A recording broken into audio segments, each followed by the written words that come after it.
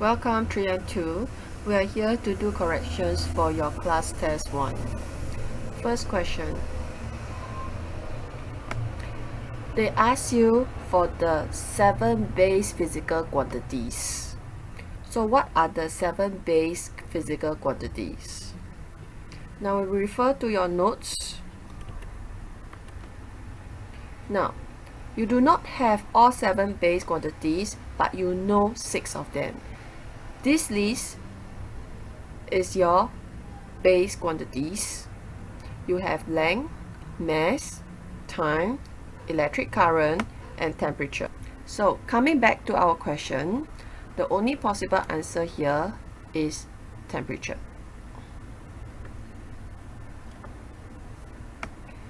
Next, we have this measurement where 3 times 10 to the power negative 10 meter. Which of these are likely?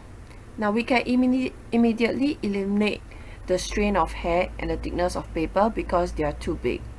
But we will keep wondering about which is this. Is it the size of an electron or the size of an atom? Now recall from your lesson that we are required to remember the size of an atom. Now the size of an atom is between 0.1 to 0.5 nanometers. So it means that it's somewhere in the region of 10 to the power negative 10. So your answer for this would be size of an atom. An electron will have to be much smaller than the size of an atom. Next, we would like to look at descending order. The word descending implies getting smaller. So which of these are descending order? Before we can go into this question, we need to understand and recall what are the orders of your prefixes. Now let's compare our prefix table with the answers.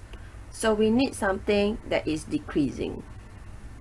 First, we have kilo, which is power 3, to giga, which is power 9. So this is not descending because it is ascending. Next, we have milli, which is negative 3, micro, negative 6.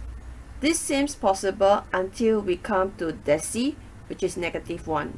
So it decreases and increases. So this is wrong. Now we look at the third option. Mega is power 6, giga is power 9. It increases, so this is wrong too. Finally, we come to the last answer. We start with milli, which is negative 3, micro, which gives you negative 6, nano, which is negative 9, and pico, which is not in your list, but this is actually negative 12. By elimination, we actually have our answer as D. Now moving on to question 4. They tell you that the accuracy of this instrument is 0.001 meter, and this is equivalent to 0.1 cm. This is the first information that's very important because it means that our instrument is not vernier calipers or micrometer screw gauge. Next, they tell you that you need to measure the length of a table that is slightly greater than 0.6 meter.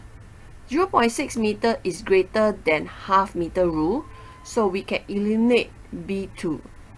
So with this, we can assume that the answer is A, as meter rule give us an accuracy of 0.1 cm, which is equivalent to 0.001 meter, and it is long enough for us to measure a length of 0.6 meter.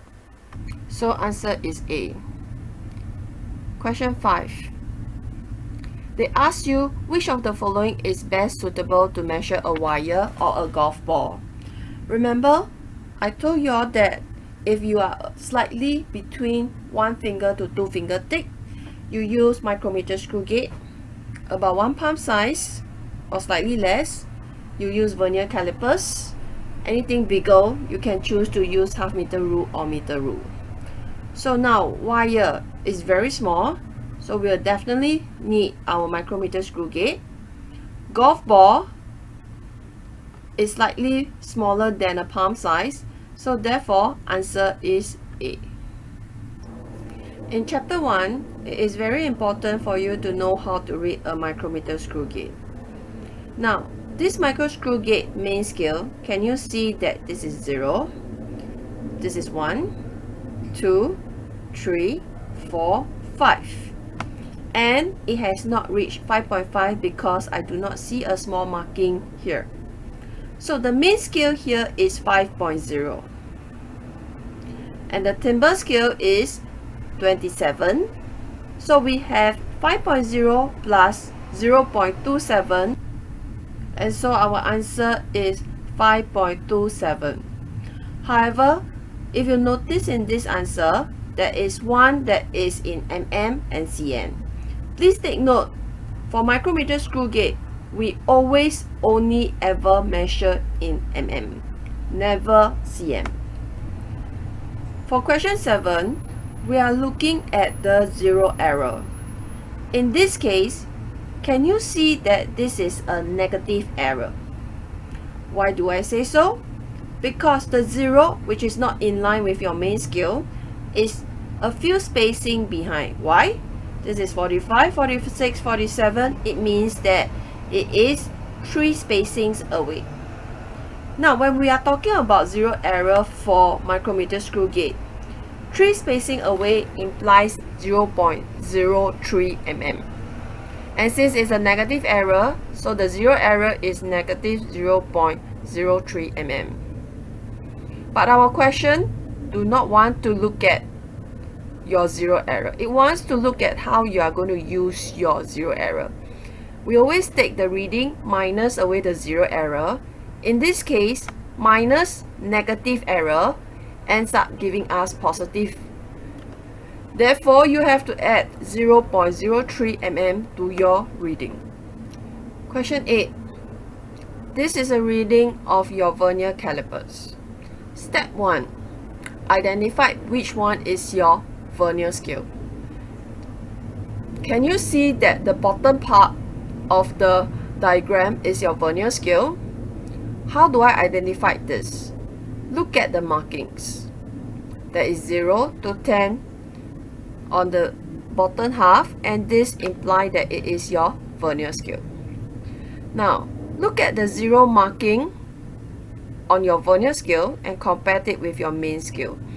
Can you see that it has overshot and went into the negative region? So this has to be a negative error. And 5 is in line, top and bottom. Negative error, we count from the back. 1, 2, 3, 4, 5. So this has to be negative 0.05 cm. If the question gives you in mm scale, it will be negative 0.5 mm. Question 9.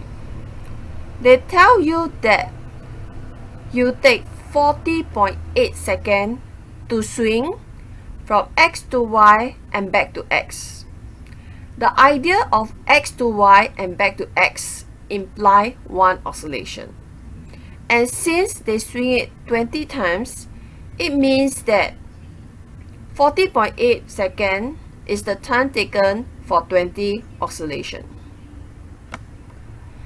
Now the question is asking for time taken for it to swing from X to Y. X to Y is only half an oscillation.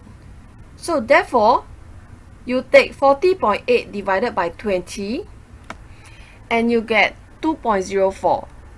This is still not enough because you got to find half an oscillation. So you got to divide by 2 again to get 1.02 seconds. So this is how you get your answer C. Last MCQ for you. In this case, they tell you that you use different mass and strings of different length. Remember the experiment that we did in class. Mass does not influence our period.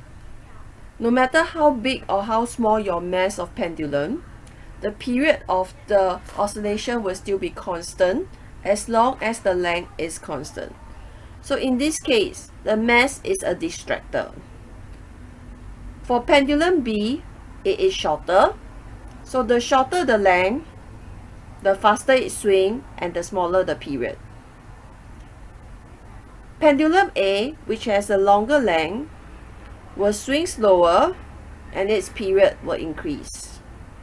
So let's take a look at which of the following is true. Both pendulums have the same period. This is definitely not true because they have different length of pendulum. Pendulum A has a longer period than pendulum B. Yes, this is true because of its longer length. So answer for this question is B. Now double check your answer to make sure that you have got the correct answer for all 10 MCQ. Please move on to the next video to check your answers for structured questions.